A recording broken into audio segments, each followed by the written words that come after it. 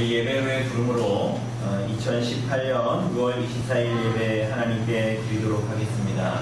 우리가 하나님을 예배할 수 있는 것은 하나님께서 그분의 언약 가운데에 변치 않는 언약 가운데에 우리들을 불러주셨기 때문입니다. 이 시간 시편 95편 6절에서 7절 말씀 선포할 때 아멘으로 화답하시면서 자리에서 일어나심으로 하나님께 드리는 예배를 시작하도록 하겠습니다. 오라 우리가 굽혀 경배하며 우리를 지으신 여호와 앞에 무릎을 꿇자. 그는 우리의 하나님이시요 우리는 그가 기르시는 백성이며 그의 손이 돌보시는 양이기 때문이라. 기원입니다. 요한이서 1장 3절 말씀 선포하도록 하겠습니다. 은혜와 긍휼과 평강이 하나님 아버지와 아버지의 아들 예수 그리스도께로부터 진리와 사랑 가운데에서 우리와 함께 있으리라. 아멘. 찬송가 1장으로 하나님을 찬송합시다. 찬송가 1장으로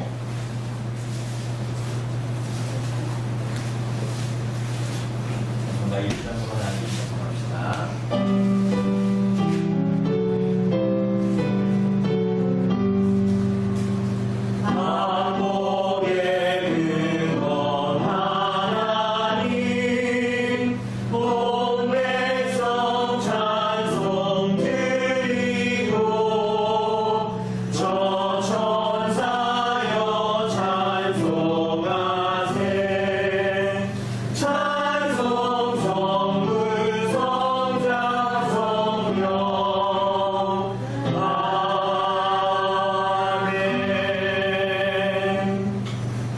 사도신경은 우리들의 신앙 고백을 요약해 놓은 것입니다. 이 시간 우리들의 신앙을 고백하도록 합시다. 우리가 무엇을 믿습니까?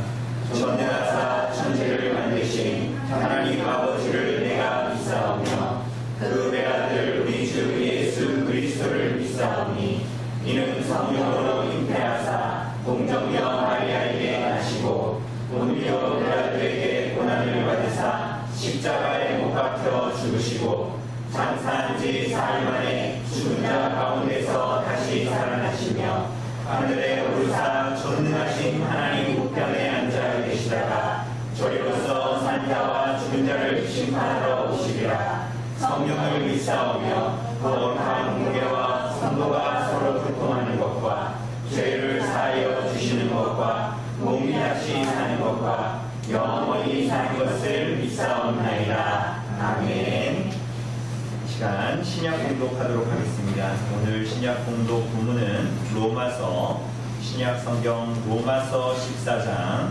13절부터 마지막 23절까지의 말씀입니다.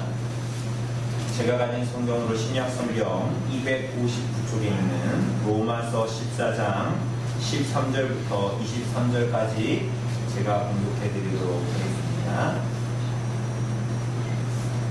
13절부터 듣겠습니다. 그런즉 우리가 다시는 서로 비판하지 말고 도리어 부딪힐 것이나 거칠 것을 형제 앞에 두지 아니하도록 주의하라. 내가 주 예수 안에서 알고 확신하노니 무엇이든지 스스로 속된 것이 없으되 다만 속되게 여기는 그 사람에게는 속되니라. 만일 음식으로 말미암아 내 형제가 근심하게 되면 이는 내가 사랑으로 행하지 아니함이라. 그리스도께서 대신하여 죽으신 형제를 내 음식으로 망하게 하지 말라.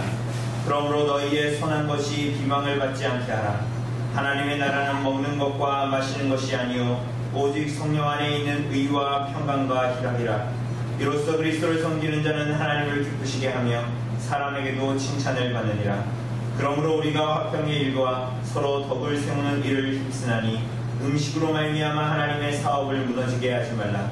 만물이 다 깨끗하되 거리낌으로 먹는 사람에게는 악한 것이라. 고기도 먹지 아니하고 포도주도 마시지 아니하고 무엇이든지 내 형제로 거리끼게 하는 일을 아니함이 아름다우니라. 내게 있는 믿음을 하나님 앞에서 스스로 가지고 있으라. 자기가 옳다 하는 바로 자기를 정죄하지 아니하는 자는 복이 있도다. 의심하고 먹는 자는 정죄되었나니 이는 믿음을 따라 하지 아니하였기 때문이라. 믿음을 따라 하지 아니하는 것은 다 죄니라. 아멘. 자리에 앉아주시고요. 찬송가 131장으로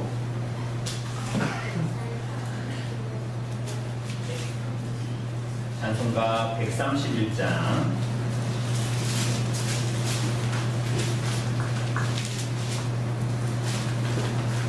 찬송가 131장으로 하나님 찬송합시다. 131장입니다.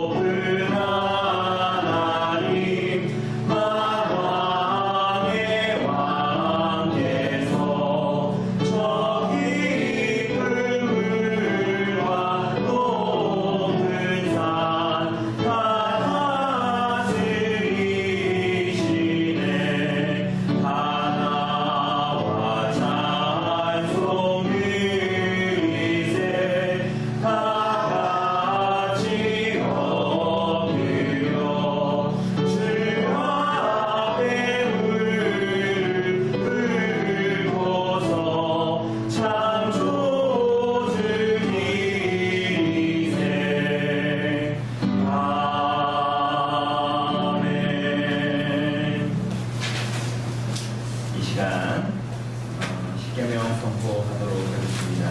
성경 표지 뒤에 있는 십계명 참조해 주시기를 바랍니다. 우리 큰 글씨는 제가 읽고 작은 글씨는 성도님들이 읽어주시면 되겠습니다. 하나님이 이 모든 말씀으로 말씀하여 이르시되 나는 너를 애굽 땅 종되었던 집에서 인도하여 낸 내 하나님 여호와니라. 제1은 너는 나 외에는 다른 신들을 내게 두지 말라. 제2는 너를 위하여 생긴 우상을 만들지 말고 또 위로 하늘에 있는 것이나 아래로 땅에 있는 것이나 땅 아래 물속에 있는 것에 어떤 형상도 만들지 말며 그것들에게 절하지 말며 그것들을 섬기지 말라. 나의 하나님 여호와는 질투하는 하나님이지 나를 미워하는 자의 죄를 갚되 아버지로부터 아들에게로 상사에까지 유배하거니와 나를 사랑하고 내 계명을 지키는 자에게는 천대까지 그를 베푸니라. 제3은 너는 내 하나님 여호와의 이름을 망령되게 부르지 말라. 여호와는 그의 이름을 망령되게 부르는 자를 죄악하지 아니하리라. 제4는 안식일을 기억하여 거룩하게 지키라. 여호와는 힘써 내 모든 일을 할 것이나 일곱째 날은 내 하나님 여호와의 안식일이니 너나 내 아들이나 내 딸이나 내 남편이나 내 여종이나 내 가축이나 내 문안에 머무는 개라도 아무 일도 하지 말라. 그는 엿새 만에 나 여호와가 하늘과 땅과 바다와 그 가운데 모든 것을 만들고 일곱째 날에 쉬었으나 그러므로 나 여호와가 안식일을 복되게 하여 그날을 거룩하게 하려니이다. 제5는 내 부모를 공경하라. 그리하면 내 하나님 여호와가 내게 주신 땅에서 내 생명이 되리라. 제6은 살인하지 말라. 제7은 간음하지 말라. 제8은 도둑질하지 말라. 제9는 내 이웃에 대하여 거짓 증거하지 말라. 제10은 내 이웃의 집을 탐내지 말라. 내 이웃의 아들이나 그의 남편이나 그의 여종이나 그의 소나 그의 나귀나 누군 내 이웃의 소유를 탐내지 말라. 아멘. 시간 주의 고백의 시간에 갖도록 하겠습니다. 계명은 하나님께서 온 인류에게 그리고 특별히 하나님의 백성들에게 하나님의 백성들의 삶의 규례로 우리들에게 허락하여 주신 것입니다. 그 계명의 유형은 하나님을 사랑하고 내 자신과 같이 우리의 형제와 이웃을 사랑할 것을 우리들에게 말씀하시고 있습니다. 우리가 이 시간 이 계명에 비추어 지난 일주일의 삶을 하나님 앞에 고백하며 나갑시다. 우리들의 존재의 연약함을 하나님 앞에 다시 한번 고백하고 하나님께서 우리들에게 긍휼과 자비를 베풀어 주시어 하나님 앞에 나아갈 수 있는 능력과 담대 허락해달라고 긍휼을 베풀어 달라고 이 시간 함께 주의 예배의 시간을 부탁드립니다.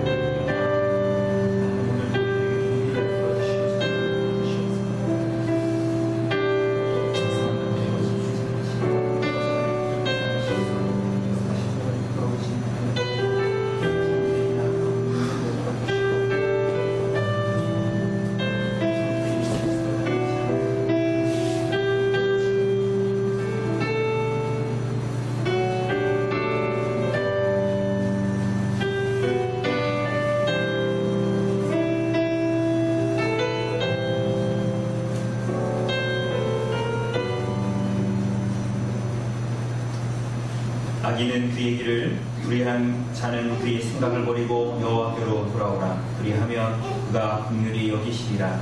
우리 하나님께로 돌아오라. 그가 너그럽게 용서하시리라.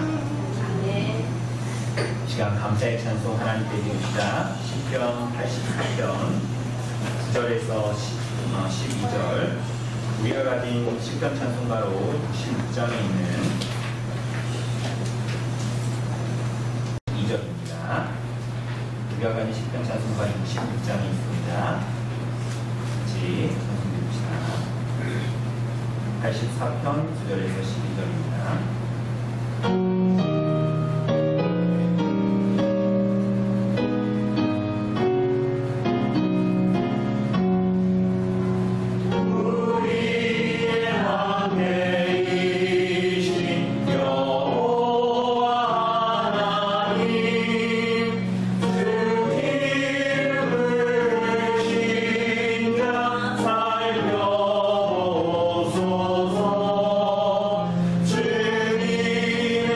주님의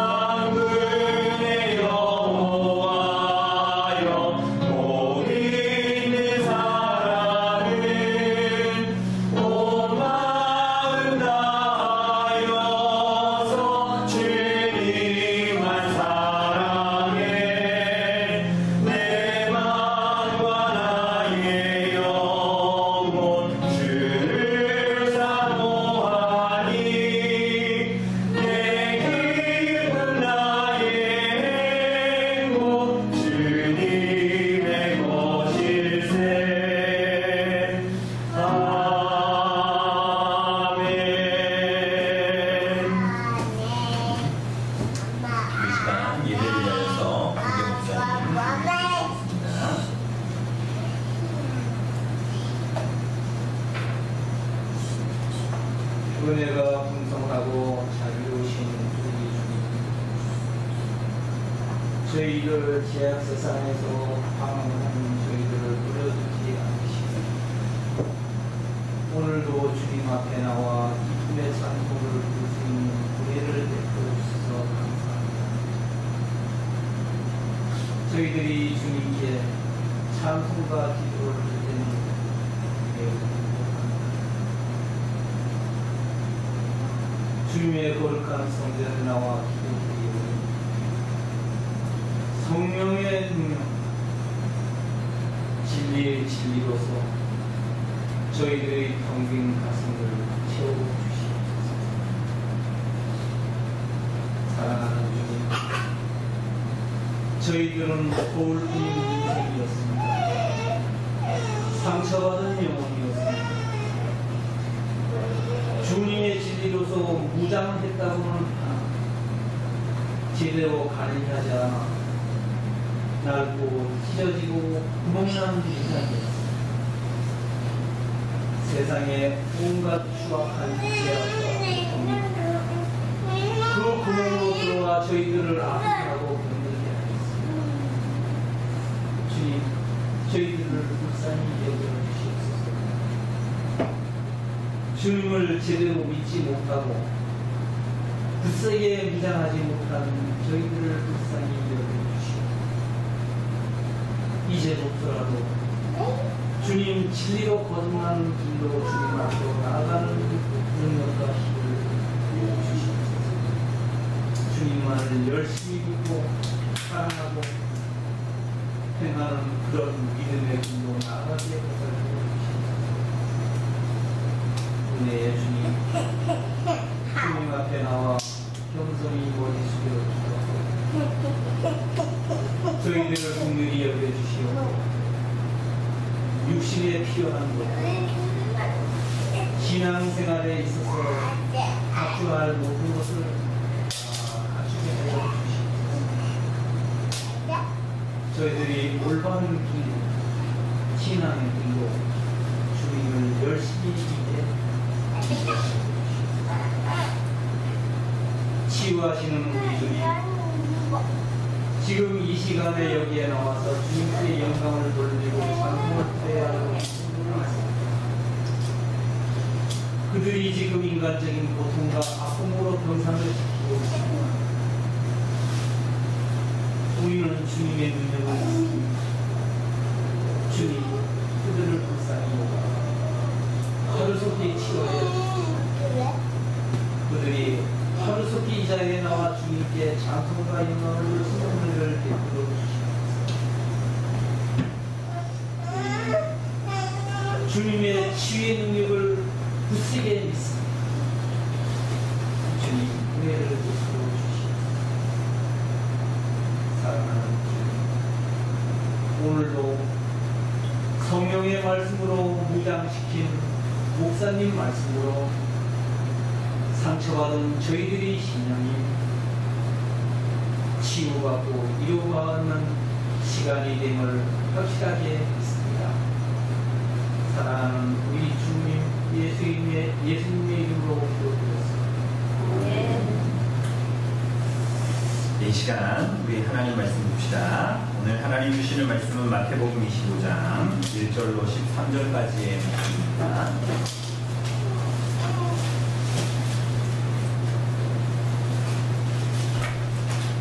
마태복음 25장 1절로 13절까지의 말씀 제가 봉독해드리도록 하겠습니다.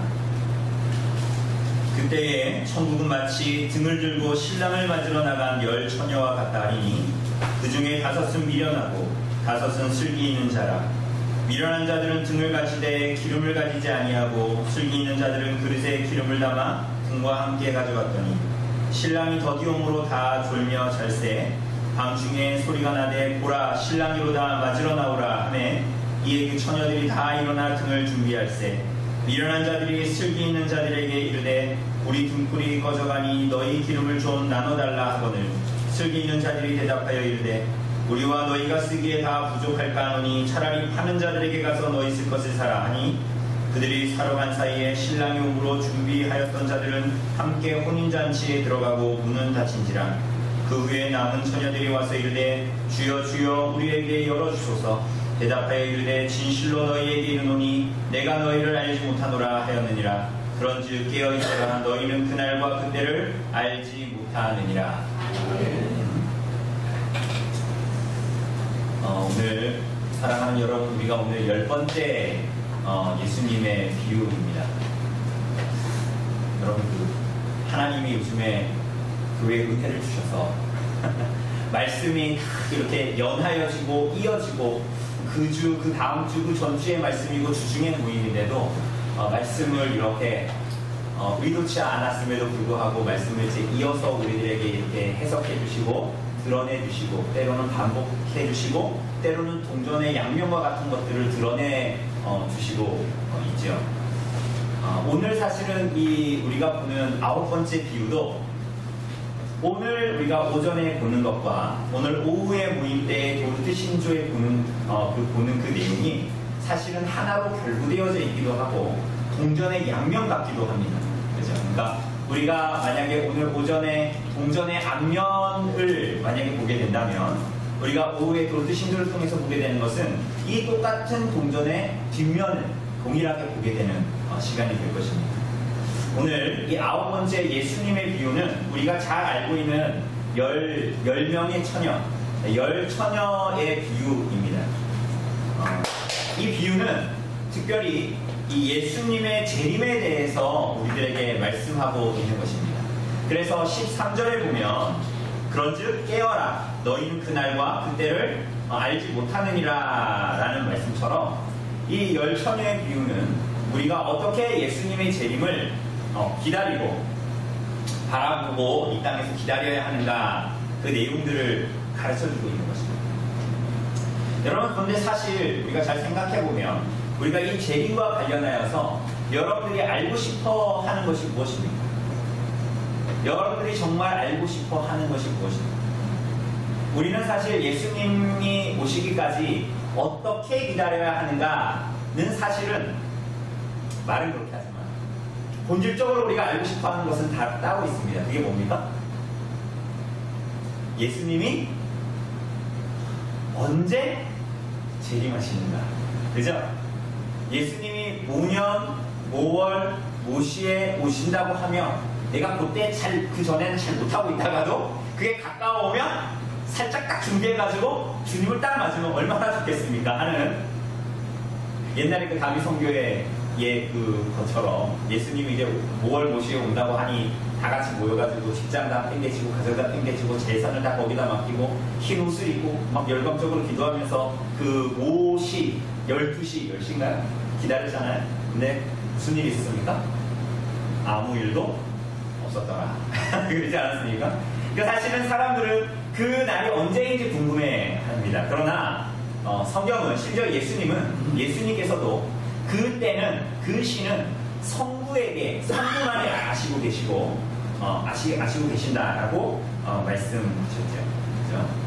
그리고 오히려 성경은 우리들에게 언제 예수님께서 오신다라기보다는 너희가 그 재림의 때를 어떤 자세로 어떤 태도로 대체 어떠한 존재로 이 땅에서 성도와 교회로 기다리고 있어야 하는가를 말하고 있습니다.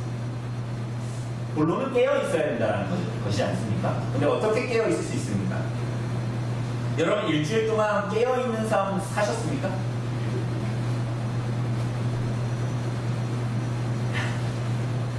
우리 예배 때도 가끔 못 깨 있잖아요. 예배 때도 가끔 깨어 있지 못하잖아요. 여러분 일주일 동안 깨어서 사셨어요? 깨어 산다는 게 대체 뭘까요? 그 교회 예배당에만 일주일 내내 출근해 볼까요? 그럼 그게 깨어 있는 걸까요? 아니면 우리들이 세속적인 삶을 다 멀리하고 저기 예수원이나 이런 데처럼 좀 안으로 들어가서 기도원에 들어가서 좀 그들만의 세상을 구축하면서 한번 살아볼까요? 그러면 우리가 깨어있는 삶을 살게 될까요? 여러분 우리 중세 기도원이 그랬었잖아요. 그죠? 다 속세를 다 끊어버리고 그 기도원에 들어갔죠. 그 사람들이 깨어있는 삶을 살 수 있었습니까? 영화 같은 데 보면 밤에 그 남자 수도사들이 그 정욕을 잊지 못해가지고 어떻게 합니까? 밤새도록 뭐합니까? 샤워하는 게 아니라 채찍으로 등을 팍 치죠. 그게 뭐하는 거예요? 내가 이 기도원에 들어와서도 아직도 숙세와의 인연을 못 끊고 정욕이 내 안에 불듯하여서 이걸 내가 못 끊고 있구나 하면서 채찍으로 맞췄죠. 그럼 깨어있는 삶을 살게 됩니까? 과연 깨어있는 삶이 뭘까요, 대체? 우리가 주님 오실 때까지 깨어있어야 되잖아요. 깨어있으라고 성경이 반복해서 얘기하니까. 그럼 깨어있는 삶, 정말 신랑을 기다리고 예수님이 다시 오신다고 약속하셨는데 그 예수님을 기다리는 삶은 대체 어떻게 살아가는 걸까요? 어떻게 살아야 이 땅에서 예수님이 제 이름을 기다리는 교회와 성도로 살아가는 걸까요? 그걸 오늘 이 비유에서 예수님께서 말씀하십니다. 오늘 비유의 내용을 보면 1절에 보면 천국은 마치 등을 들고 신랑을 맞으러 나간 10처녀와 같대요. 그죠? 근데 이거 좀 뭐 배경을 몰라도 상관은 없지만 재미로 이 당시 고대 근동의 이 결혼식은 약혼한 지 1년이 지나야 결혼식의 절차를 거쳤다고 해요. 그러니까 약혼하고 1년 있고 그 다음에 정말 결혼식의 절차를 거치는 것입니다. 그러니까 우리가 이 예수님의 육신의 아버지와 어머니였던 이 요셉과 마리아의 일들만 봐도 그 약혼의 기간을 거치고 있는데 마리아가 어떻게 된 거예요? 처녀의 몸으로 임신을 하게 된 겁니다. 성령으로 말미암아서. 그죠? 그래서 요셉은 의로운 사람인지라 조용히 끊고자 했습니다. 그죠? 그렇게 이렇게 약혼과 결혼의 사이를 1년을 두고 드디어 이제 공식적인 결혼의 절차를 거치게 되는데 그 결혼의 절차는 결혼식과 결혼잔치로 나뉘어집니다. 그래서 이 결혼식은 신랑과 그 신랑 측의 이 사람들이 신부의 집으로 가요. 그 신부의 집에서 뭐 한다고요? 신부를 방에서 내와서 뭐 하는 거예요? 결혼식을 하는 것입니다. 혼인식을 하는 것입니다. 그리고 나서 어떻게 해요? 그 신랑과 그 신랑의 친구들은 그 집에서 신부와 이 신부의 이 친구들, 들러리들을 같이 데리고 어디로 가는 겁니까? 신랑의 집으로 가게 되는 거예요. 그래서 그 신랑의 집으로 가서 뭐 하는 것입니까? 혼인 피로요. 혼인잔치를 이제 그 신랑의 집에서 만찬으로 열게 되는 것입니다.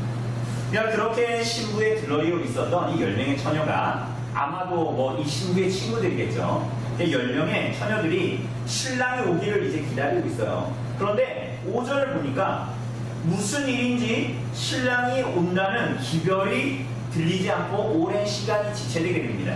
그죠? 그래서 10명의 처녀가 뭐 합니까? 네. 밤의 어둠을 비출 등을 들고 있습니다. 그런데 이 등을 들고 있다가 뭐 합니까? 졸다가 조는 걸로 끝나지 않고 졸다가 잡니다. 그런데 갑자기 신랑이 왔다, 맞으러 나가자 라는 소리가 들려요. 그러자 이 처녀들이 일어나서 등을 들고 나가는데 이 중에 5명의 처녀는 가지고 있는 등에 기름이 없어요. 그 기름이 없어가지고 당연히 등에 불이 어떻게 되고 있는 거예요? 꺼져가고 있는 거죠. 이 사람들이 2절에 나오는 어떤 사람들입니까? 2절에서 표현되어 있는 미련한 자들이에요. 그래서 이 사람들이 자기 등불이 꺼져가니까 나머지 5명의 처녀에게 기름 좀 달라 그러죠. 등이 꺼져가니까. 그러니까 이 기름까지 가지고 있었던 이 사람들은 2절에 보면 어떤 사람들이에요? 슬기로운 사람들. 개역 한글에는 지혜 있는 사람들이었습니다. 이 사람들에게 달라고 하죠. 그러니까 뭐라 그래요? 이 사람들이 기름은 나누어 줄 수가 없으니 너희가 차라리 파는 곳에 가서 사오는 게 낫겠다 이렇게 얘기하죠. 그리고 미련한 자들이 기름을 사러 간 사이에 신랑이 왔고 준비했던 지혜로운 처녀들은 혼인잔치에 들어갑니다. 그리고 미련한 자들은 다시 와서 기름을 사가지고 오니 혼인잔치의 문이 닫힌 거예요. 그러나 아무리 문을 두드려도 그 혼인잔치에는 들어갈 수가 없었습니다. 우리가 많이 들어봤죠? 이 내용을 우리가 다 알고 있습니다. 그죠? 그런데 우리가 오늘 보게 되겠지만 우리는 이 비유를 사실은 알아야 할 만큼 제대로 알지 못하고 있는 겁니다. 그래서 우리가 진리의 주인이신 이 예수께서 이 비유의 말씀을 우리들에게 드러내셨음에도 불구하고 깨닫는 것이 이 비유의 말씀을 잘 알지 못해서 우리들이 이 땅에 예수님의 재림을 기다리면서 살아간다라고 하는 삶이 그 예수님의 재림을 때로는 진지하게 생각하지 못하고 진지하게 생각하지 못하니 진지하게 그렇게 살아가지도 못하고 그래서 너무나 얄팍해 보이는 신앙과 모습으로 때로는 우리가 예수님의 재림을 기다리는 사람들인데도 너무 매겁고 힘없게 신앙생활을 하는 거. 그렇죠? 우리가 오늘 본문의 비유를 잘 알아야 하겠습니다. 오늘 사랑하는 여러분, 우선은 예수님이 재림을 어떻게 기다리고 준비해야 되는가라는 비유를 말씀하실 때에 결혼 잔치로 비유하셨습니다. 그렇지 않습니까? 그죠? 결국은 우리들이 들어가는 하나님의 나라는 신랑이신 예수 그리스도와 신부인 교회가 혼인잔치를 여는, 그죠? 그것을 계시록은 뭐라 그럽니까? 어린 양의 혼인잔치라고 얘기합니다. 그것이기 때문에 오늘 비유를 이 혼인잔치로 우리들에게 나타낸 것입니다. 그래서 우리는 그 혼인잔치를 기다리는 신랑이 다시 오기를 기다리는 자들인 것이죠. 그렇기 때문에 오늘 이 비유에 나오는 당연히 1절에 나오는 신랑은 누구겠어요? 당연히 예수님이시죠. 그러니까 구약에 보면 뭐 에스겔서나 이사야서나 호세아서를 보면 구약의 여호와 하나님을 신랑으로 남편으로 많이 묘사하죠. 그럼 당연히 아내나 신부는 누가 되겠습니까?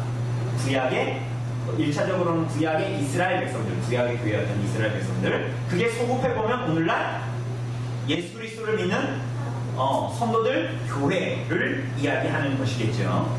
그런데 자라 그랬습니다. 여러분, 그 차이가 뭡니까? 그 차이. IQ 검사해가지고 반은 100이 안 돼가지고 미련한 자고 반은 100을 넘어가지고 지혜로운 자입니까? 예, 그 두 부류의 차이가 뭐예요? 미련한 자와 슬기 있는 자의 차이. 3절과 4절을 보면 그 차이가 뭡니까? 예, 기름을 준비했는가? 준비하지 않았는가요? 둘 다 등이 있습니까? 없습니까? 등은 다 있어요. 그런데 그들의 차이는 기름을 준비했느냐의 유무인 것입니다. 그래서 이 기름 준비의 유무를 따라 그가 지혜로운가? 미련한가? 그가 예수님의 재림을 합당하게 준비했는가? 그렇지 않은가를 보여주는 증거인 것이에요. 기름 준비하셨어요? 기름. 기름이 있어야 슬기로운 자고 하나님 나라 들어갈 수 있대요. 자, 우선은 기름을 보기 전에 기름은 뭘 위해서 있는 겁니까? 등불을 위해서 있는 건데 우선 등이 뭔지 한번 우리가 살펴봅시다.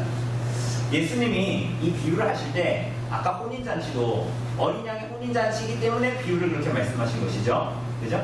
예수님이 오늘 비유를 하신 이 말씀도 그냥 아무거나 들어서 말씀하신 것이 아니라 구약의 율법이 보여주는, 상징적으로 보여주는 것을 그 본래적인 의미를 담아서 비유로 말씀하신 것으로 보여집니다. 우선은 이 비유에서 등과 기름이 등장하죠. 등하고 기름이 등장합니다. 그런데 이렇게 등과 기름을 준비하도록 요구하시는 부분이 다른 곳에서도 나타납니다. 그런데 특별히 구약에서도 이러한 것들이 나타나죠. 여러분, 출애굽기를 보면 하나님께서 거하시는 곳을 짓도록 하십니다. 그곳이 어디입니까? 하나님이 거하시는 곳. 그곳이 어디예요? 출애굽기에 나타나는데 어디요? 네, 성막이죠. 그게 좀 더 다윗원 약막 이런 데로 가면 성전이 되죠. 그죠? 성막 혹은 성소라고 부릅니다. 그죠? 그런데 이 성막을 짓도록 어떻게 지어야 하는가를 출애굽기에서 주님께서 말씀하십니다. 그리고 성막을 짓고 나서 어떻게 합니까? 그 성막을 위해서 따로 구별된 사람들이 누굽니까? 레위인 중에서도 누굽니까? 제사장들입니다. 제사장들. 이 제사장들은 어떻게 해요? 거룩한 옷을 입죠. 거룩한 옷을 입고 아침 저녁으로 들어가서 번제, 소제, 전제를 아침 저녁으로 들어가서 제사를 드리게 되어져 있습니다. 그리고 우리들이 알다시피 성막은 어떻게 구성되어져 있습니까? 두 개로. 성소와 지성소로 구별되어져 있죠. 가운데는 뭐가 있습니까? 지성소와 성소 사이에는 휘장이 있습니다. 그죠? 근데 휘장이 쳐져 있고 휘장 바로 앞에 성소 쪽으로 휘장 바로 앞에 이 안에는 언약궤가 있겠죠? 이 바로 앞에는 뭐가 있습니까? 이 휘장 바로 앞에 떠올려 보세요. 여러분 옛날에 공부했던 거. 휘장 바로 앞에 뭐 있습니까? 향단이 있잖아요. 향단. 기억나세요? 향단이 있어가지고 항상 향기로운 향을 거기에 분양하게 되어져 있습니다. 그리고 거기에 좌우에 뭐가 있습니까? 향단이 휘장이 있고 거기 앞에 향단이 있고 이 좌우에 뭐가 있습니까? 뭐가 있어요? 등대하고 진설병을 놓는 진설병 상이 있지요. 네, 기억나세요? 기억나시죠? 그리고 진설병 상에 있는 진설병은 12개를 진설하게 돼 있는데 이게 언제마다 갈아요? 이 떡을? 진설병을 매일 갑니까? 아니죠. 매 안식일마다 일주일에 한 번씩 이 떡을 갈게 되어져 있죠. 그리고 그 앞에는 뭐가 있습니까? 그 맞은편에 등대 메노라라고 불리는 우리 옛날에 우리 그 연초에 벌써 우리가 지금 6월 마지막 주입니다. 연초에 우리가 요한계시록 할 때 보면 스가랴서 잠깐 할 때 우리가 오늘 스가랴서 볼 거거든요. 그런데 거기에 보면 이렇게 등대가 이렇게 나와 있잖아요. 그러니까 메노라라고 얘기하는 그 등잔이 등대가 이렇게 있습니다. 그래서 그 등대는 어떻게 해요? 감람유를 태워가지고 올리브유죠. 이 감람유를 태워가지고 그 성소 안을 밝게 비추게 되어져 있습니다. 그죠? 그죠? 그래서 이 출애굽기 27장 20절 이하를 보면 성막의 이 등불을 켜기 위해서 등대와 메노라와 그리고 감람유를 기름을 준비하라라고 요구하십니다. 그 이유가 뭐라고요? 그 이유가 뭐라고요? 등대가 있는 이유가 뭘까요? 불을 켜는 이유가 뭘까요? 거기 안에를 어떻게 하도록? 비추고 밝게 하도록 하는 거예요. 그런데 여러분 잘 생각해보면 거기에 상시로 제사장이 항상 있는 것도 아니고 하루 종일 거기서 시간을 보내고 있는 것도 아닌데 왜 그 성소를 굳이 밝혀야 할까요? 이거 지금 올리브유도 그냥 몇 번 짜가지고 약간 더러운 거 이런 거 쓴 게 아니라 저질의 올리브유를 쓴 게 아니라 처음 짠 아주 귀한 올리브유를 등대에 불이 꺼지지 않도록 계속 유지시켜야 되거든요. 그런데 왜 굳이 이 비싼 올리브유를 들어가지고 그것이 꺼지지 않도록 관리하도록 했을까요? 왜 그랬을까요? 그럼 우리 낮에 밝으면 집안에 불 다 끄잖아요. 그죠? TV 보니까 김종국 같은 사람은 굉장히 아껴가지고 막 밖에가 어두운데도 불을 끄고 있더라고요. 그 옛날에도 우리 어르신들 보면 집에 혼자 계시고 이러면 불을 항상 끄고 계시잖아요. 그죠? 근데 왜 굳이 사람도 없는 성소에다가 불을 환하게 켜놨을까요? 비싼 감람유, 지금 전기세보다 더 비싼 감람유를 항상 태워가지고. 사랑하는 여러분 우선은 우리가 이걸 알기 위해서는 그 성막이 하나님이 임재하시는 곳이다 라는 것을 기억하는 것이 가장 중요합니다. 그죠? 거기가 뭐 하는 곳이라고요? 하나님이 임재하시는 곳입니다. 결국은 성막에 있던 그 정금 등대의 불빛은 하나님이 임재하시는 곳을 환하게 밝혔는데 열왕기상 8장 6절에서 8절을 보면 이렇게 기록하고 있습니다. 여러분 잘 들어보세요. 열왕기상입니다. 제사장들이 여호와의 언약궤를 자기의 처소로 메어 드렸으니 곧 성전의 내소인 지성소 그룹들의 날개하니라. 그룹들이 그 궤의 처소에 위에서 날개를 펴서 궤와 그 채를 덮었는데 채가 길므로 채 끝이 내소 앞 성소에서 보이나 밖에서는 보이지 아니하며 그 채는 오늘까지 그곳에 있으며. 이게 무슨 얘기예요? 여러분 언약궤를 맬 때 어떻게 매요? 손으로 듭니까 그냥? 우리 소 타듯이? 아니죠? 어깨에 매죠? 근데 어깨에 그냥 잡아가지고 언약궤 이렇게 맵니까? 아니요. 거기다가 고리가 있어가지고 채를 띄어가지고 들잖아요. 그런데 오늘 이 열왕기상에 보니까 이것을 언약궤를 지성소에 모셨는데 그 채가 길어가지고 어떻게 됐대요? 한마디로 성소와 지성소를 나누고 있는 이 휘장 밖으로 채가 나와 있었대요. 이해되시죠? 성소 쪽으로 나와 있었대요. 휘장 아래쪽으로 이렇게 나와 있었대요. 그러니 이게 무슨 말일까요? 왜 휘장으로 완전히 가려진 줄 알았는데 왜 그 언약궤를 맨 채가 밖으로 성소 쪽으로 삐져나와 있었을까요? 무슨 말입니까? 곧 성소가 있지만 휘장으로 가려져서 하나님이 계시는 지성소 안으로 들어가지 못하는, 지성소를 바라보지도 못하고 하나님께서 거하신다는 언약궤 앞으로 나아가지도 못하고 지성소를 보지도 못하는 이 땅의 인생들에게 그 성소 안에 등대의 불빛을 환하게 비추심으로 말미암아 등대의 밝음으로 말미암아서 하나님께 나아가는 길이 열려있다는 것을 우리들에게 보여주시고 있는 것입니다. 여러분, 만약에 그 성소 안에 그 등대의 불빛이 없었다면 어떠했을까요? 어떠했을까요? 그 성소 안의 향방을 모르고 헤맸을 것이죠. 그 성소 안에 어디가 어딘지 분간하지 못했을 것이에요. 그런데 성소의 그 등대의 불빛으로 말미암아 그 감람류를 태워가지고 그 빛나고 있는 그 불빛으로 말미암아서 성소 안이 보이고 지성소의 채가 가려져 있는 휘장 밖으로 나와 있는 그 살짝 거쳐져 있는 휘장과 지성소를 보게 되었을 것입니다. 사랑하는 여러분, 그러니 이 성소의 등불은 항상 제사장이 보살펴야 하는 규례였는데 이렇게 성소의 등불이 항상 있음으로 말미암아서 이스라엘 백성들을 하나님께로 인도하는 역할을 했던 거예요. 이 등불이 신랑이신 하나님을 바라보도록, 신랑이신 메시아이신 그리스도를 바라보도록 했다는 것이에요. 오늘 사랑하는 여러분, 그렇다면 이 등대의 빛이 대체 무엇입니까? 지혜로운 자나 미련한 자가 가지고 있었던 그 등은, 그 등의 불빛은 무엇을, 어떤 기능을 하는 것입니까? 어둠을 밝히는 것이죠. 어둠에 있는 자들로 하여금 신랑이신 하나님, 다시 오실 메시아이신 예수님을 바라보게 하는 것입니다. 그래가지고 그 빛을 비추고 있는 것이죠. 이것은 무엇을 얘기하는 걸까요? 이것은 곧 신랑이신 그리스도의 영광을 나타내는 성도의 선행을 말하고 있는 것입니다. 여러분, 하이델베르크 86문답이 이렇게 묻죠.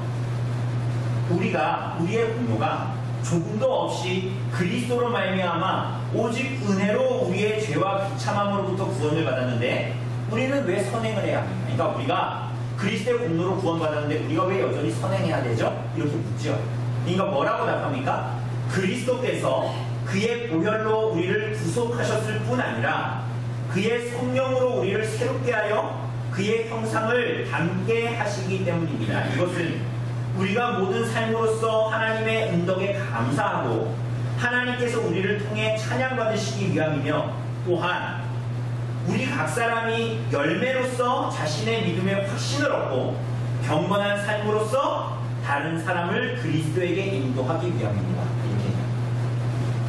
여러분, 조금 길지만 선행은 역할이 두 개가 있대요. 그러니까 우리로 하여금 선행을 하게 하는 이유가 그 두 가지가 있습니다. 중요한 게 하나가 뭡니까? 선행을 함으로 말미암아 그 선행이라는 열매로 말미암아 우리 자신의 믿음이 선택에 대해서 하나님께서 우리를 선택하셨다는 것에 대해서 내가 그러한 믿음을 가지고 있다는 것에 대해서 어떻게 할 수 있다고요? 나 자신이 확신할 수 있다. 확신할 수 있다. 또 하나는 뭡니까? 선행으로 말미암아서 다른 사람을 그리스도께로 인도하게 된다. 이게 무슨 얘기냐면 내가 선행을 해가지고 거듭난 성도가 열매가 맺히는 그 선행으로 말미암아서 다른 사람이 그 선행을 보고 그리스도를 알고 그리스도께로 인도함 받는다는 거예요. 왜 그렇게 되죠? 여러분들이 가진 믿음으로 다른 사람이 믿음을 가질 수 있습니까? 여러분들이 믿음을 가졌죠? 하나님 향한 믿음을 가졌잖아요? 그런데 여러분들이 그 믿음을 가졌다고 해서 옆에 있는 불신자가 동일하게 마치 감기 전염되듯이 믿음을 갖게 됩니까? 아니잖아요. 그죠? 그 사람들은 보지 못해요. 보지 못하잖아요. 믿음의 눈이 없으니까 못 보잖아요. 그럼 어떻게 보게 해야 됩니까? 그 사람들은 뭘 봐요? 단지 우리 육신의 눈에 보이는 것을 보죠. 그렇지 않습니까? 그러니 불신자들은 신자의 선행으로 모든 것을 판단하는 거예요. 여러분, 만약에 선행이 없다면, 신자의 선행이 없다면 불신자들은 복음에 관심을 갖지 않겠죠. 또한 오히려 믿는다면서 선행이 아닌 악행을 하는 사람들이 보인다. 그럼 어떻게 될까요? 당연히 사람들은 복음으로 나오지 않겠죠. 성소 안에서 그 등대의 불빛이 희미해져가면 사람들은 어떻게 될까요? 그 성소 안에 불빛이 없으면 어떻게 될까요? 사람들은 휘장 아래로 언약궤의 체가 들추어져서 하나님께로 나아갈 수 있다는 것을 알지 못하게 되겠죠. 그러므로 그렇게 등불이 꺼지는 것은 신자 안에 일어나야 할 성령의 역사가 나타나지 않음으로 말미암아 그리스도의 영광과 그리스도의 거룩함을 드러내고 비추지 못한다는 것입니다. 그죠? 마태복음 5장 16장에서 5장 16절에서 예수님이 이렇게 말씀하셨어요. 너희 빛이 사람 앞에 비치게 하여 그들로 너희 착한 행실을 보고 하늘에 계신 너희 아버지께 영광을 돌리게 하라. 이렇게 말씀하십니다. 뭐를 비추라고요? 너희들의 빛을 비추어서. 여러분, 그러므로 말미암아 등불이 꺼져가고 있어요. 그건 뭘 얘기하고 있어요? 성소 안에 불이 꺼져가고 있어요. 기름으로 불을 태우지 못해가지고 그 성소 안에 불이 꺼져서 그 안에 어두워져 가고 있어요. 그건 뭘 얘기하는 거예요? 하나님 아버지의 그리스도의 거룩함과 영광을 사람들로 하여금 보지 못하게 하고, 언약궤, 하나님께로 나아가는 하나님께서 임재하신다는 그 언약궤가 있고 거기 그 지성소의 휘장이 걸려져 있는데 그 채가 앞으로 나와 있어서 그게 들추어져 있는 것으로 말미암아 우리가 하나님께로 나아갈 길이 있구나라는 것을 사람들로 하여금 보지 못하게 하는 거예요. 우리가 믿는다고 하면서 선행을 하지 않는 것입니다. 오늘 사랑하는 여러분, 그렇다면 이 열처녀 모두에게 이러한 선행이 있었을까요? 없었을까요?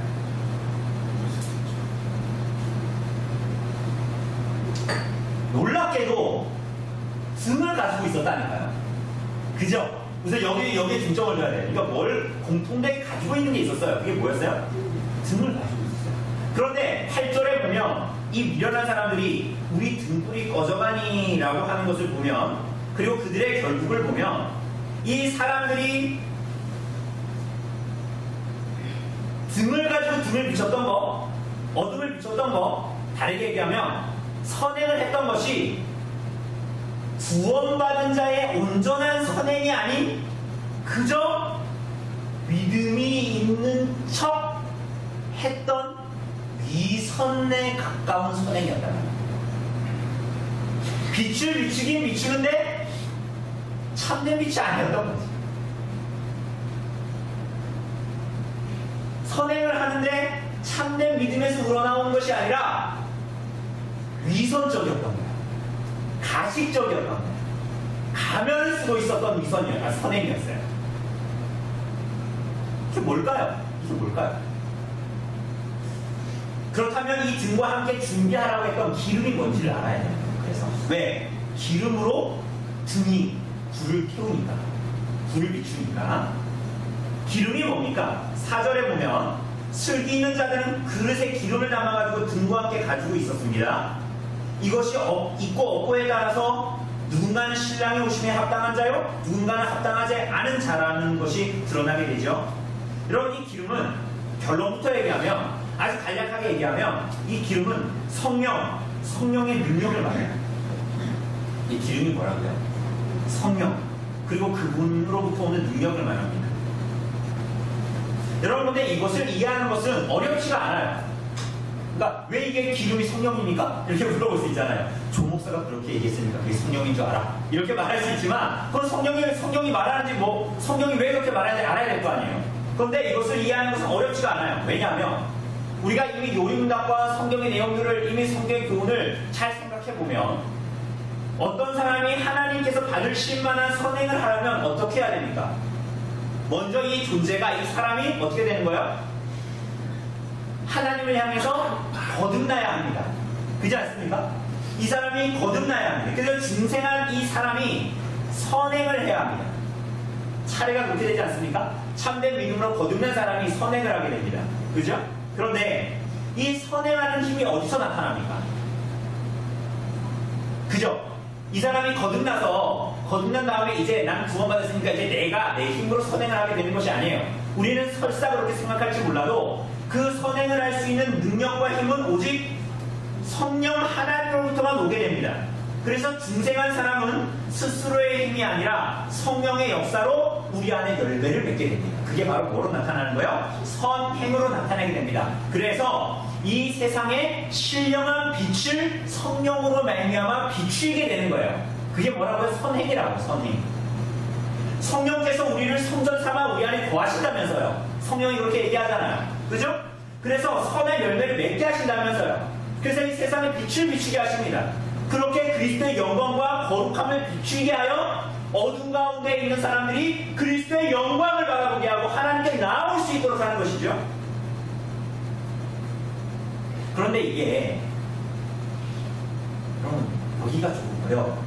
이게 구약에 근거가 있어요.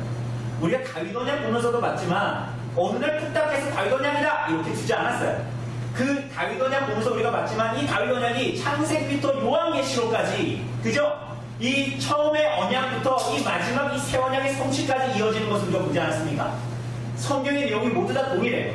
이 기름이, 이 성령이 그냥, 이것은 구약에서부터 이미 예언되어져 있고 말씀하시고 계셨어요. 그게 바로 스가랴서 4장입니다. 여러분 잘 기억해 보세요. 우리 연초에 요한계시록 볼 때 스가랴서 봤습니까? 안 봤습니까? 살짝 봤죠? 스가랴 선지자가 환상을 봤습니다. 근데 거기에 뭐가 있었어요? 정금으로 만든 등대가 있었죠. 메노라가 있었잖아, 환상 중에. 그런데 양쪽에 뭐가 있었어요? 뭐가 있었어요? 기억나세요? 나무예요. 무슨 나무일까요? 감람나무, 올리브 나무가 있었어요. 감람나무가. 그래서 이 감람나무의 역할이 뭐였습니까? 기름을 계속 공급했어요. 어디에? 이 가운데 있는 등대에. 그래가지고 이 불이 꺼지지가 않았습니다. 여러분 이거 잘 기억해 보셔야 돼요. 그런데 이 두 감람나무가 뭐였습니까? 기억나십니까? 한 나무는 대제사장, 당시의 스가랴 선지자 때 당시의 대제사장이었던 여호수아였어요. 또 한 나무는 뭡니까? 다윗 혈통의 총독이었던 스룹바벨이라는 사람을 상징하는 거였습니다. 그죠? 그런데 이 두 사람이 정금 등대에 기름을 공급하는 역할을 했단 말이에요. 이상하잖아요. 이 사람들은 사람들인데 이 사람들이 무슨 능력이 있어가지고 이 불을 계속하게 한단 말이니까. 그런데 우리가 공부했던 내용을 좀 복기해보면 스가랴서 3장 8절에 그 앞에서 그 4장 그 앞에서 이렇게 얘기합니다. 그럼 잘 들어보세요. 어려운 내용 아닙니다. 대제사장 여호수아야, 아까 한 나무가 여호수아라고 그러지 않았습니까? 여호수아야, 너와 네 앞에 앉은 내 동료들은 내 말을 들을 것이니라. 이들은 예표의 사람들이라. 내가, 하나님이죠? 내가 내 종 싹을 나게 하리라. 만군의 여호와가 말하노라. 내가 너 여호수아 앞에 세운 돌을 보라. 한 돌에 7눈이 있느니라. 내가 거기에 새길 것이며 이 땅의 죄악을 하루에 제거하리라. 이게 무슨 얘기냐면 여호수아가 맡은 제사장직을 온전케 한대요. 어떻게? 누굴 보내서? 내 종 싹을 보내가지고 그 죄악을 하루 만에 다 없애겠다. 이렇게 말씀하시죠. 이게 무슨 얘기입니까? 참된 대제사장이신 싹이 누굴까요? 싹. 예수님이에요. 예수님. 내 종 싹. 예수를 보내서 내가 그 예수 그리스도의 구속을 통해서 신령한 빛을 밝히게 하는 기름을 너에게 공급할 거라는 거야. 그래서 이 등불이 꺼지지 않게 하는 이 기름의 공급처가 되게 하겠다. 이렇게 말씀하셨어요. 네? 여러분 그러니까 그 능력이 대제사장 여호수아에게 있는 겁니까? 하나님에게 있는 겁니까? 하나님에게 있는 것입니다. 한 나무를 더 봅시다. 이쪽에 또 나무가 있었잖아요. 또 한 감람나무가 또 있었잖아요. 그런데 스가랴서 4장 6절에서 7절을 보면 더 명확하게 드러납니다. 뭐라고 얘기하냐면 이렇게 얘기합니다. 여호와께서 스룹바벨에게 하신 말씀, 아까는 여호수아에게 말했고요. 이번엔 누구한테 얘기했고요? 스룹바벨, 한 나무를 말합니다. 스룹바벨에게 하신 말씀이 이러하니라. 만군의 여호와께서 말씀하시되 이는 힘으로 되지 아니하며 능력으로 되지 아니하며 오직 나의 영으로 되느니라. 큰 산아 네가 무엇이냐? 네가 스룹바벨 앞에서 평지가 되리라. 스룹바벨 앞에서 큰 산이 평지가 된대요. 어떻게 이런 일이 벌어질 수 있습니까? 이는 사람의 능력으로도 되지 않고 사람의 힘으로도 되지 않고 오직 뭘로 된다고요? 나의 영, 나의 신으로 된다. 나의 영, 나의 신이 누굽니까? 성령님이시죠. 어떻게 신령한 빛을 발하고 밝히게 하는 기름이 여호수아와 두 감람나무인 여호수아와 스룹바벨에게서 나오게 됩니까? 어떻게 여러분과 저의 삶에 선행이 나오게 됩니까? 어떻게 나오게 된다고요? 어떻게 참빛으로 오신 그리스도의 영광과 거룩함을 드러내게 됩니까? 여러분과 저의 힘과 능으로는 되지 않고요. 오직 나의 신, 나의 영으로 불리는 성령의 능력으로만 가능하게 됩니다. 여러분, 그렇기 때문에 그러한 이해로 보면 이 등대의 불빛을 계속 유지하게 했던 이 기름의 공급처가 겉으로 봤을 때는 여호수아와 스룹바벨인데 사실은 이 기름의 공급처는 누구예요? 성령님이시죠? 동일하게 그 성전 안에서 등대의 불빛을 비추던 것은 무엇 때문이었습니까? 올리브 기름 때문이었죠. 그죠? 오늘 우리들이 선행을 하게 됨으로 말미암아 하나님의 그리스도의 영광과 거룩을 드러내게 하시는 그 공급책은 누구라는 거예요? 성령이시죠.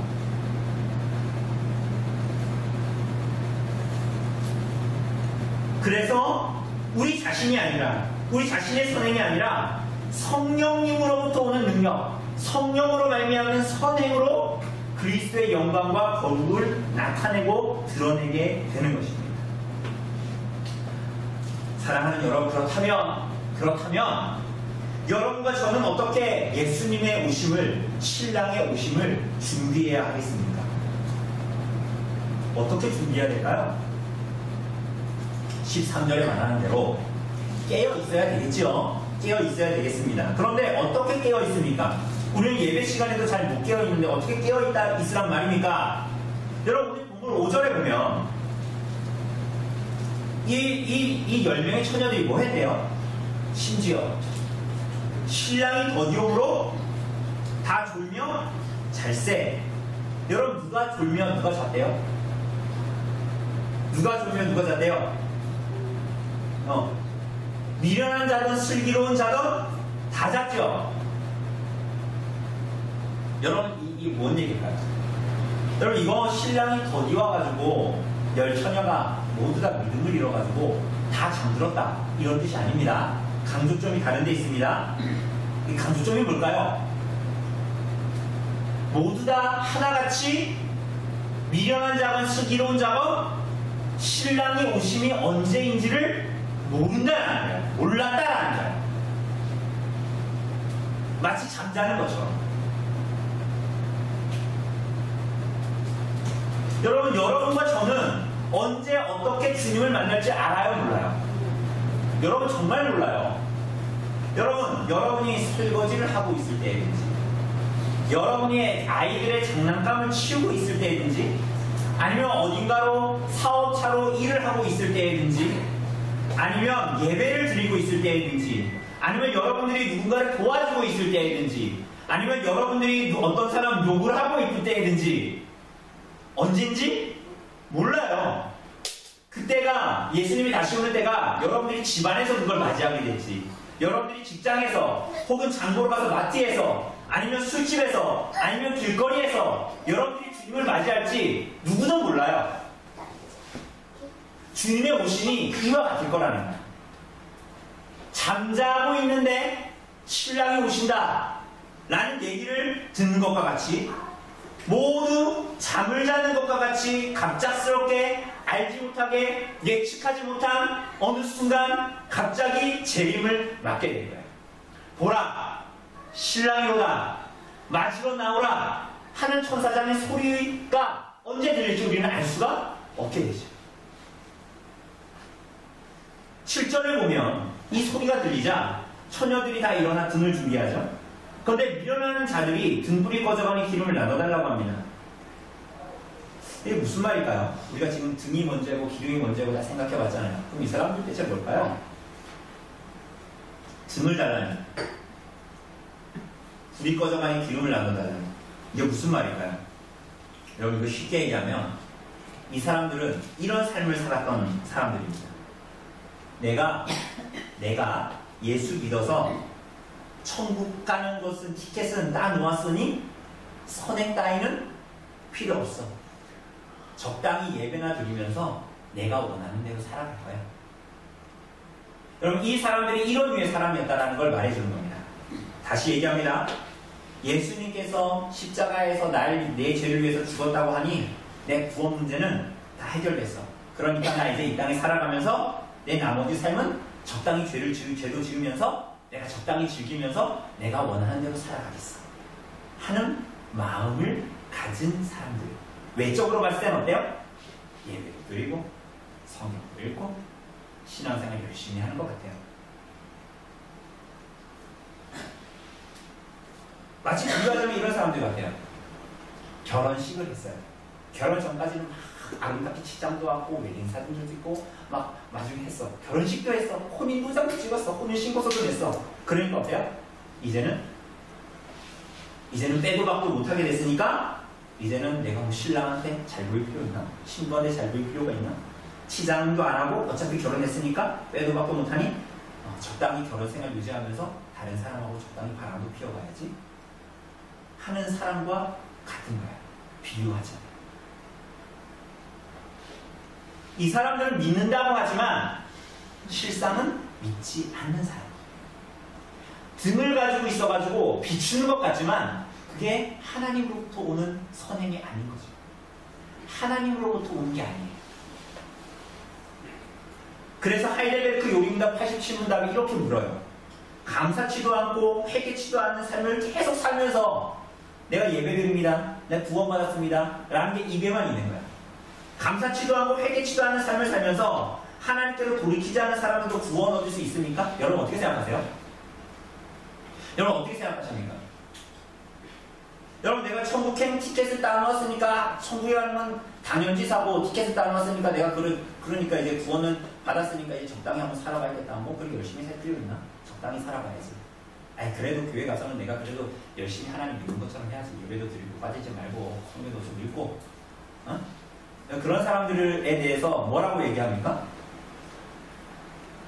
감사치도 않고 회개치도 않는 삶을 계속 유지하는 사람들에게 요리문답 87문답은 이렇게 말합니다. 결코 구원을 받을 수 없습니다.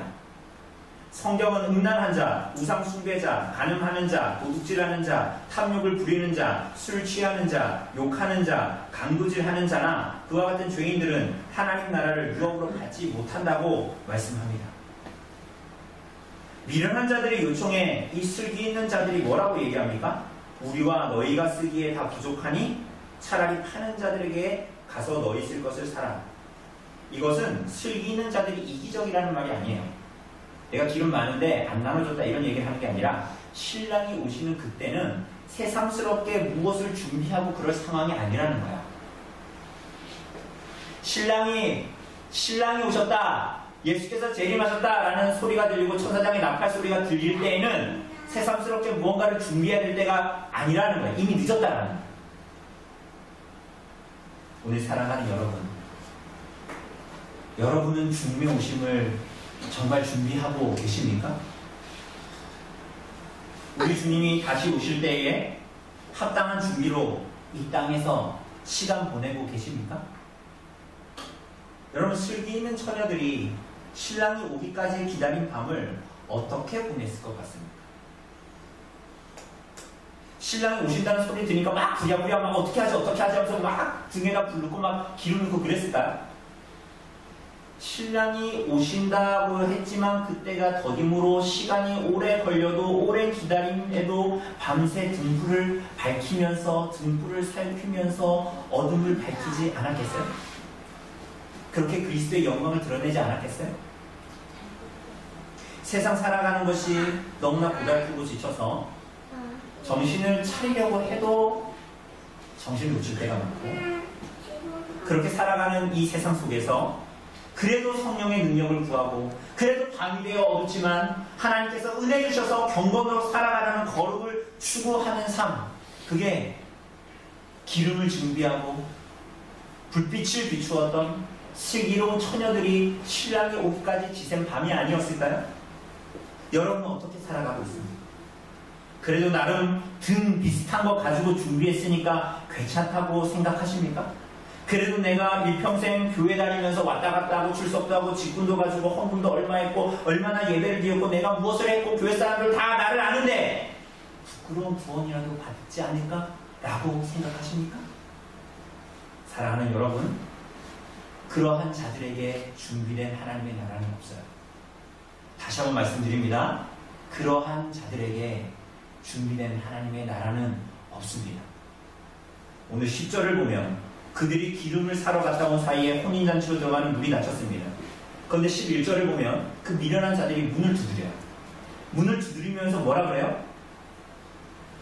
주여 주여 합니다. 신랑을 부르지 않아요.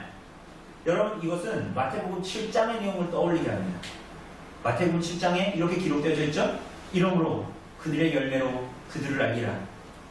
나더러 주여 주여 하는 자마다 다 천국에 들어갈 것이 아니요,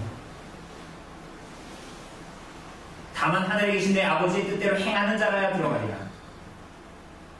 그날에 많은 사람이 나더러 이르되 주여 주여, 우리가 주의 이름으로 선지자 노릇하고 주의 이름으로 귀신을 내어쫓고 주의 이름으로 많은 번영을 행하지 아니하였나이까 하리니 그때에 내가 그들에게 밝히 말하되 내가 너희를 도무지 알지 못한다. 12절을 보면 동일하게 내가 너희를 알지 못한다 라고 말하고 있습니다. 빙도라 하면서 선행이 없는 자가 들어갈 하나님의 나라는 없습니다.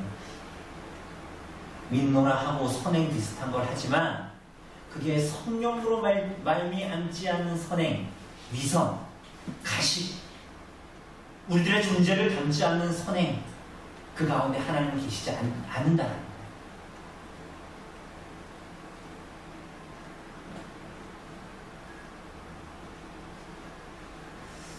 사랑하는 여러분은 어떻습니까?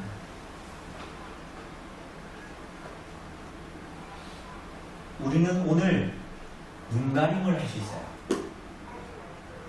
우리가 믿음이 있노라 하고 선행을 할 수 있죠. 사람들을 속일 수도 있어요. 적당히 포장할 수 있단 말이죠. 그러나 그날에 눈가림의 속임은 견딜 수가 없게 됩니다. 위선자들이 썼던 위선과 가면은 만물이 벌거벗은 것 같이 드러나는 하나님 앞에 모두 다 벗겨질 거예요. 외식하는 자의 위선과 거짓은 그날에 통하지가 않는 거예요.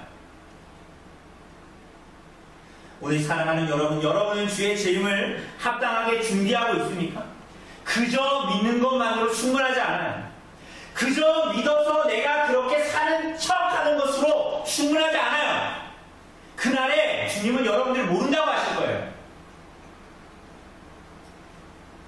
여러분이 주님의 다시 오실 날을 진실로 믿는다면 합당하게 성령의 능력으로 힘입어 선행으로 살아가야 할 것입니다.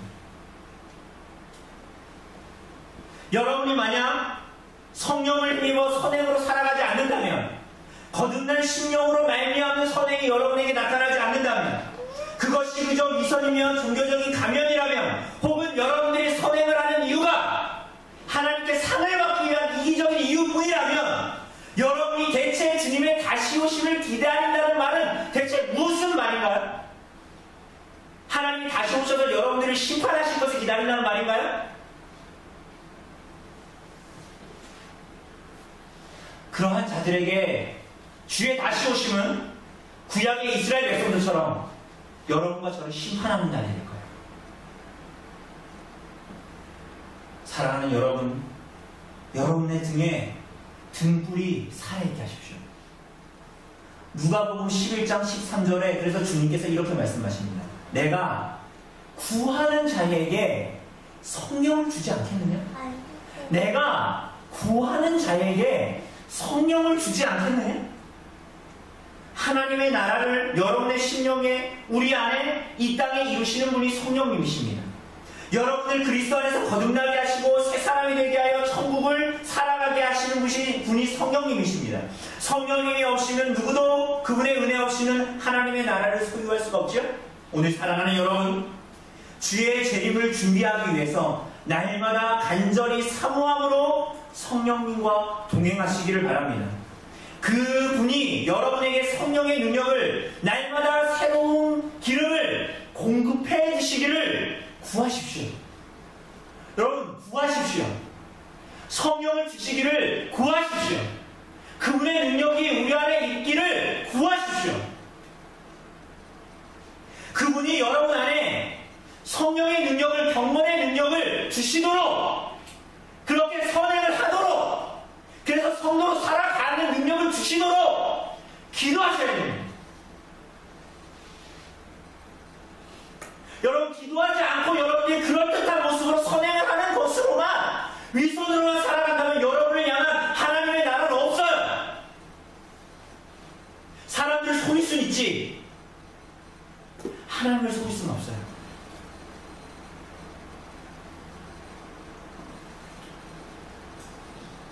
여러분, 사회복지사들도 다 선행하잖아요. 자기 돈 아니지만, 국가 돈이지만, 그게 자기 월급 받으면서 하는 일이지만, 불쌍한 사람을 도와주잖아요. 아니잖아요. 그럼 우리는 선행을 달라야 될 거 아니에요. 어떻게 달라야 됩니까? 성령의 능력을 받아 행하는 것이에요. 적당히 주고 끝내는 것이 아니에요. 나를 주는 것이 되어야 되겠죠. 경건의 능력을, 날마다 새로운 기름을 주시기를 구하십시오. 그때 여러분의 삶이 하나님을 향해서 불타오를 거예요. 그때의 그 불이 성서로 삐져나와 있는 언약궤의 채를 보게 하고 사람들로 하여금 그리스도로 나아가게 할 거예요. 뿐만이 아니에요. 여러분들의 인생을 성령님과 동행함으로 말미암아 확신 가운데 살게 할 것입니다. 여러분이 죽는 것 같지만 그리스도께서 여러분 안에 사심으로 말미암아 정말 생명이 뭔지를 알게 하실 거예요. 여러분, 그래서 성령을 구하세요. 여러분, 권면드립니다. 시간을 떼어 놓으세요. 여러분, 시간을 떼어 놓으시라고요. 여러분 밭에 잡초 제거할 시간 떼어 놓으시라고요. 좀 밭이 지저분하면 어때요? 좀 소출이 조금 열리면 어때요? 그 시간을 과감하게 떼어서 뭐 하라고요? 성령을 구하세요. 여러분, 기도하세요. 왜 기도하지 않으세요? 성령께서 주시자고 그랬잖아요. 왜 약속을 붙들고 있으면서 왜 기도하지 않으시죠? 왜 구하지 않으세요? 왜 그러면서 왜 내 신앙생활에 힘이 없다고 말하세요? 그 짓물기 아닌가요? 하나님을 찬양받은 짓 하고 있는 거 아닌가요?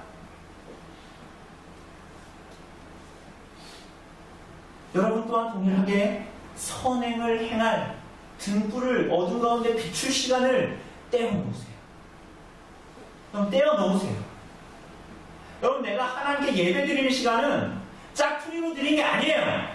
여러분, 하나님 말씀을 읽고 기도하는 시간은 짝퉁이로 시간이 나면 하는 게 아니라고요. 미련한 거예요. 그게 미련하게 사는 거라고요. 땀을 치면 후회할 거예요, 여러분.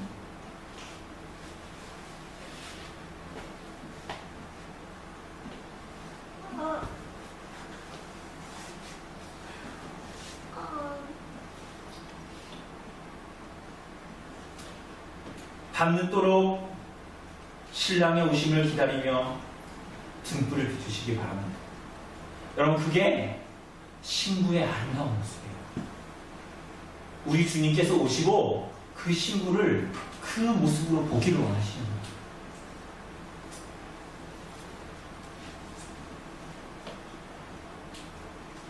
그런 우리들을 높이시길 원하시고, 정말 그래서 혼인잔치의 기쁨으로 참여하길 원하세요. 하나님이 공문하시는 분이 아니에요. 우리를 위해 하십니다.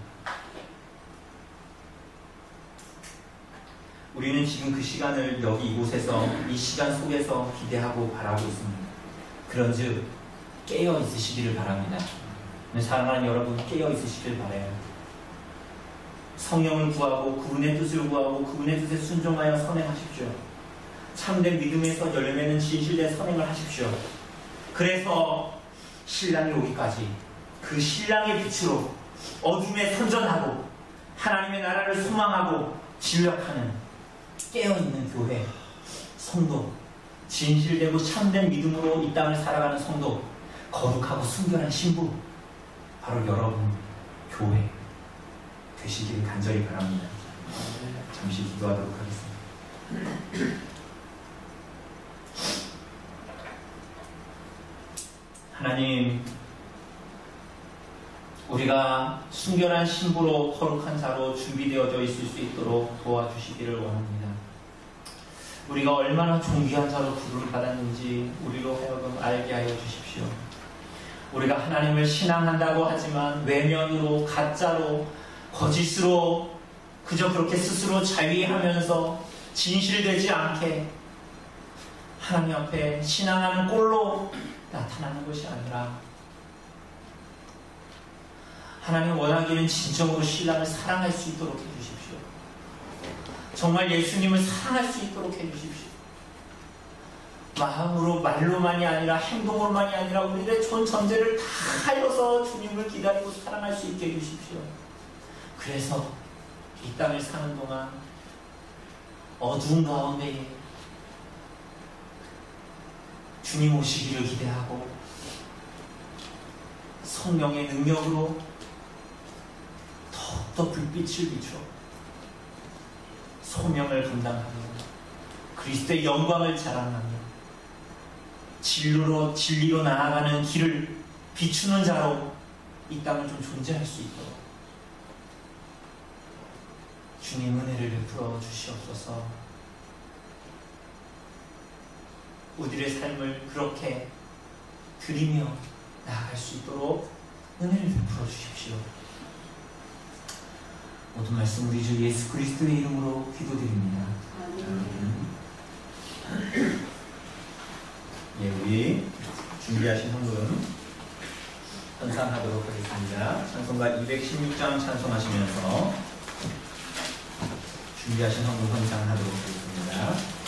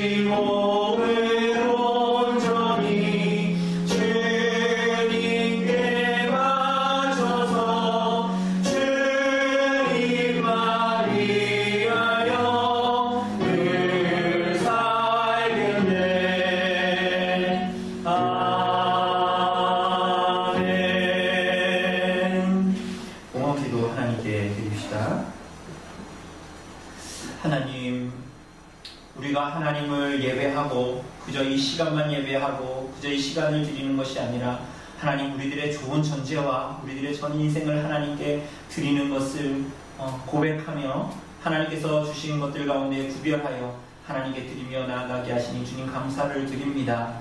하나님, 이 고백이 우리들의 진실한 전 존재의 고백이 되어질 수 있도록 도우시고, 하나님을 사랑함이 우리들의 전 존재의 고백, 우리들의 일생을 다 드리는 사랑과 고백이 되어질 수 있도록 하나님 인도하여 주시옵소서. 하나님이 선하신 분이기 때문에 우리들의 인생을 주관하시고, 선하신 분이시기 때문에 우리들을 하나님의 선함으로 이끄신다라는 것을 기억하고 하나님 앞에 자족하며 감사하며 이 땅을 살아갈 수 있는 은혜를 늘 우리들에게 허락하여 주시옵소서. 모든 말씀 우리 주 예수 그리스도의 이름으로 기도드립니다. 아멘.